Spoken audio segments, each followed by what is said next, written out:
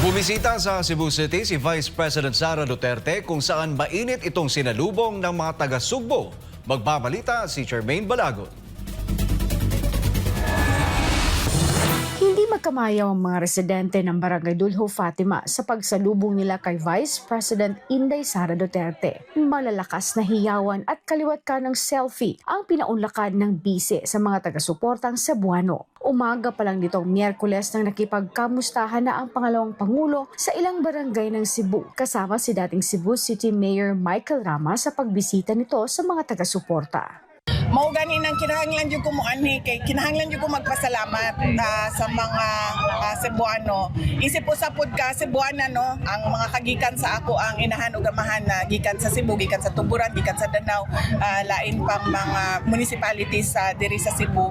Mao nang kinahanglan jud nga personal ko nga magpakita sa ilaha ug magpasalamat sa mga Cebuano. Layo ni VP Sara na magpasalamat sa mga Cebuanong mainit pa rin ang pagsuporta at nagtitiwala sa Office of the Vice President. Una nitong dinalaw at nakadaupang palad ang mga taga-barangay Ermita at nang kinahapunan sinundan ng mga taga-barangay Dulho Fatima. Halos hindi na madaanan ang pangunahing kalsada ng Barangay Dulho Fatima na inokupa na ng mga nag-aantay na residente sa pagdaan nito. Pati mga bata ay kilala ang Vice Presidente at nakipag-selfie na rin. Halos lahat ng senior citizen na nag-abang sa mga kalsadang dadaanan ni VP Sara ay nakakuha ng pagkakataong makalapit at makausap ito.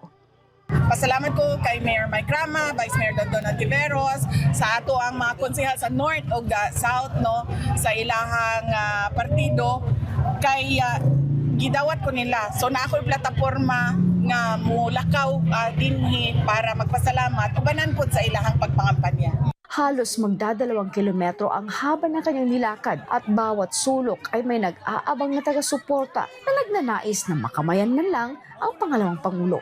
Pero sa mga sumusunod, hopefully, available lang ako ang schedule and makatambong ko sa uban pang rallies. Sa kabilang banda sa panayam kay VP Sara patungkol sa utos ng Korte Suprema na dapat magkomento ang Kamara at Senado hinggil sa pagpapawalang bisa ng ika-4 na impeachment case, ay ito lang ang kanyang naging sagot. O ang mga abogado po ang mas nakasabot kung unsa ang proseso sa impeachment. Sa tanong kung bakit wala ito nung bumisita si dating Pangulong Duterte sa ginawang indignation rally ng PDP laban dito sa Cebu, ay mabilis ang naging tugon nito.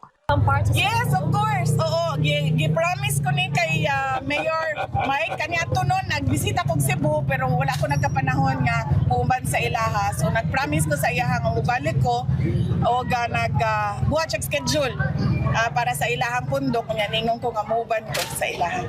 Samantala, sa halos 3 oras na paglilibot ni VP Sara sa nasabing barangay, kapansin-pansin na wala ang presensya ng kapulisan na sumabay sa isinagawang handshaking para magbigay seguridad sa pangalawang Pangulo ng bansa.